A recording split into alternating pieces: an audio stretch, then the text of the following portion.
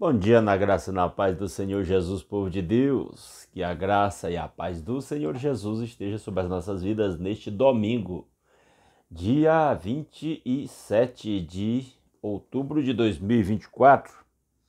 Estamos aqui de volta para continuar a leitura da palavra de Deus, hoje lendo Juízes capítulo 10. E depois de uma, vamos dizer assim, longa história de Gideão e dos seus descendentes, dos capítulos anteriores, agora nós vamos ler várias historinhas pequenas de juízes que têm uma apresentação bem resumida.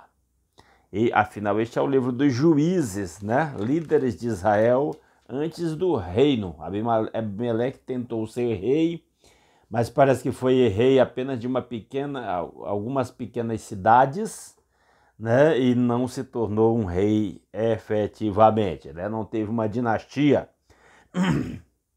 Terminou de uma maneira trágica, né?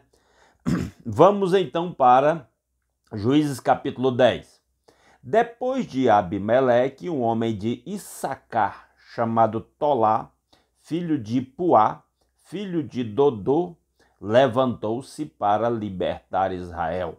Então temos aí o Tolá, da tribo de Issacar. Praticamente de todas as tribos temos juízes que lideram Israel durante algum tempo antes que o reino fosse estabelecido e num período de decadência, né? Ele morava em Samir, nos montes de Efraim, e liderou Israel durante 23 anos, então morreu e foi sepultado em Samir. Desculpem.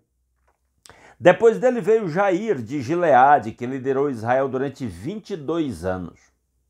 Teve 30 filhos que montavam 30 jumentos. Eles tinham autoridade sobre 30 cidades, as quais até hoje são chamadas povoados de Jair e ficam em Gileade. Quando Jair morreu, foi sepultado em Canom. Está aqui mais um personagem, Jair, de uma história bem resumida. Conta-se aí dos 30 filhos que andavam em 30 jumentos e que governavam sobre 30 cidades, que aqui também são chamados de povoados de Jair. Versículos 6 em diante. Mais uma vez os israelitas fizeram o que o Senhor reprova. Serviram aos Baalins, às imagens de Astarote, aos deuses de Arã, aos deuses de Sidom, aos deuses de Moabe, aos deuses dos Amonitas e aos deuses dos filisteus. E como os israelitas abandonaram o Senhor e não mais lhe prestaram culto, a ira do Senhor se acendeu contra eles. Esse versículo é muito triste. O povo de Israel se tornou idólatra. O povo de Israel virou as costas ao seu Deus. O povo de Israel desviou-se do Senhor. O livro de Juízes é marcado por esta característica, o povo abandonando seu Deus e adorando deuses pagãos do povo cananeu, que Deus havia dito para que eles destruíssem. Isso aqui, na verdade, é uma consequência de uma desobediência anterior. Porque Deus tinha dito, conquistem a terra e aniquilem os cananeus, porque eles mergulharam no nível de pecado profundo demais. Eu já expliquei aqui diversas vezes, os cultos a estes deuses envolviam orgias sexuais e sacrifícios humanos, inclusive de bebês. E por isso Deus decretou a destruição desse povo, porque eles mergulharam a um nível de pecado absurdo. Mas o povo de Israel foi desobediente. E em vez de aniquilar esse povo, deixou um povo que era para ser aniquilado. Israel fez acordo, transformou-os em escravos, trabalho forçado, mas terminou se envolvendo com o povo e com a idolatria daquele povo. Se envolveu com aquele povo através de casamentos, israelitas casando-se com mulheres daqueles povos e e vice-versa. E agora o povo de Deus, lamentavelmente, mergulha na idolatria. A ira do Senhor se acendeu contra eles, ele os entregou nas mãos dos filisteus e dos amonitas, inimigos vizinhos, que perduram na história do povo de Israel e são um problema para o povo de Israel. Que naquele ano os humilharam e os oprimiram. Durante 18 anos oprimiram todos os israelitas do lado leste do Jordão, em Gileade, terra dos amorreus. Então aqui são atingidos especialmente os israelitas que ficaram do lado do nascente do sol, antes de atravessar o Jordão, aquelas 2,5 tribos que ocuparam aquela parte da terra.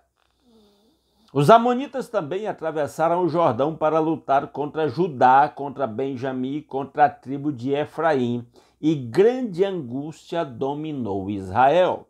Abandonaram o Senhor, Deus os entregou nas mãos dos inimigos e agora o povo de Israel sofre grande angústia. Então os israelitas clamaram ao Senhor dizendo: temos pecado contra ti, pois abandonamos o nosso Deus e prestamos culto aos Baalins. Eles reconheceram o seu pecado. Juízes é marcado por este vai e vem. O povo desobedece a Deus, se torna idólatra, Deus os abandona à sua própria sorte e os entrega na mão dos inimigos. Os inimigos os oprimem, eles caem em si, se arrependem, pedem perdão ao Senhor. O Senhor levanta um líder libertador que se torna juiz por um período. Versículo 11. O Senhor respondeu: quando os egípcios, os amorreus, os amonitas, os filisteus, os sidônios, os amalequitas e os maonitas os oprimiram, e vocês clamaram a mim, eu os libertei das mãos deles. Mas vocês me abandonaram e prestaram culto a outros deuses, por isso não os livrarei mais. Deus está dizendo, a história está se repetindo, eu liberto vocês e vocês mergulham no pecado de novo. E Deus continua por meio do seu, provavelmente por meio de um profeta: clamem aos deuses que vocês escolheram, que eles os livrem na hora do aperto. Os israelitas, porém, disseram ao Senhor: nós pecamos. Faze conosco o que achares melhor, mas te rogamos, livra-nos agora. Eles reconhecem os seus pecados. Versículo 16. Então eles se desfizeram dos deuses estrangeiros que havia no meio deles e prestaram culto ao Senhor. E ele não pôde mais suportar o sofrimento de Israel. Eu tenho esse versículo 16 marcado aqui na minha Bíblia, não sei se dá para você ver aqui, tá aqui, marcado na minha Bíblia, porque isso mostra a misericórdia do nosso Deus. Um povo desobediente que já caiu no pecado diversas vezes, reincidente, podemos dizer assim, no pecado. E aí, quando eles clamam ao Senhor, o Senhor se sensibiliza com o sofrimento deles. E o texto chega ao ponto de dizer assim: então eles se desfizeram dos deuses estrangeiros que havia no meio deles e prestaram culto ao Senhor. O final do versículo é o que eu quero destacar. E ele não pôde mais suportar o sofrimento de Israel. Deus é sensível ao sofrimento do seu povo. Deus vamos dizer assim, usando uma palavra bem humana aqui para Deus, Deus sofre com o sofrimento do seu povo. Deus não tem alegria no sofrimento do pecador. Ele quer que o pecador se arrependa. O nosso Deus é um Deus de misericórdia, é um Deus de justiça que não suporta o pecado. Ele é santo, ele não tolera o pecado e não vai deixar o pecado impune. A prova disso é o sacrifício do seu filho, que mostra a gravidade do pecado aos olhos de Deus. Mas, ao mesmo tempo, o sacrifício de Jesus nos mostra a graça de Deus disponível para todo aquele que vier a ele arrependido. Se Deus podia,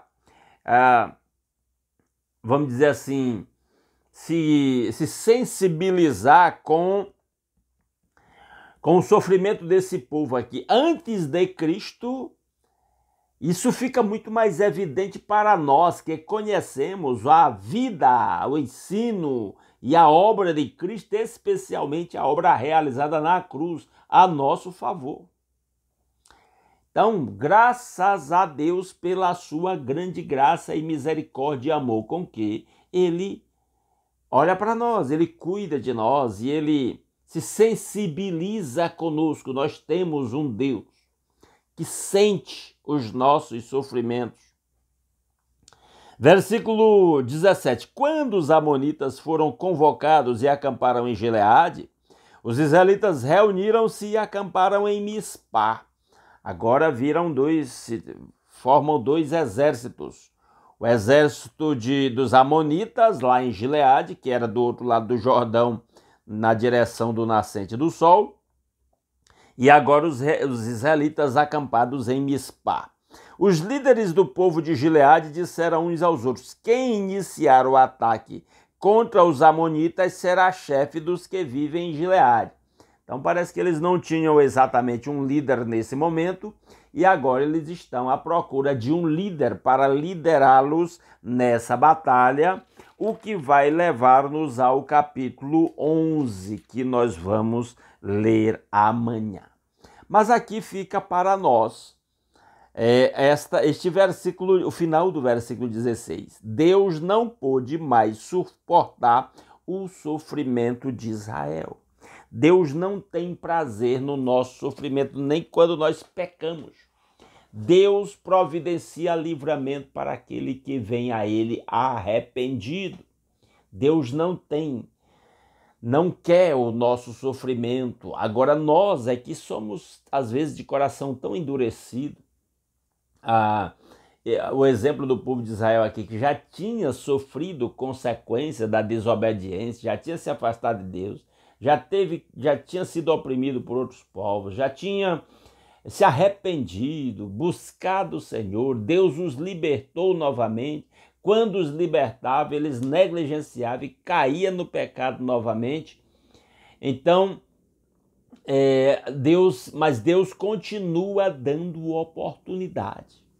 Isso mostra como nosso Deus é amoroso e gracioso para com o seu povo. Que nós busquemos ao Senhor e que nós andemos em fidelidade ao nosso Deus. Amém, povo de Deus? Que Ele mesmo aplique a sua palavra aos nossos corações. Não saia sem deixar um like nesse vídeo. Se não gostou, deixa um dislike, sem problema. Comenta aí nos comentários do vídeo o que você achou desta leitura, tá bom? E se puder, compartilhe aí nos seus grupos de WhatsApp, grupos de família, de amigos, de irmãos da igreja, para que esta leitura alcance mais pessoas. Se alguém é novado por aqui, não está inscrito no canal, gostou do conteúdo e quer continuar acompanhando a leitura diária de um capítulo da Palavra de Deus até terminar toda a Bíblia, está convidado a se inscrever no nosso canal. Vamos orar? Nosso Deus e nosso Pai maravilhoso, muito obrigado pelas incontáveis bênçãos com que o Senhor nos tem abençoado. Muito obrigado a Deus pela noite de paz e pelo novo dia.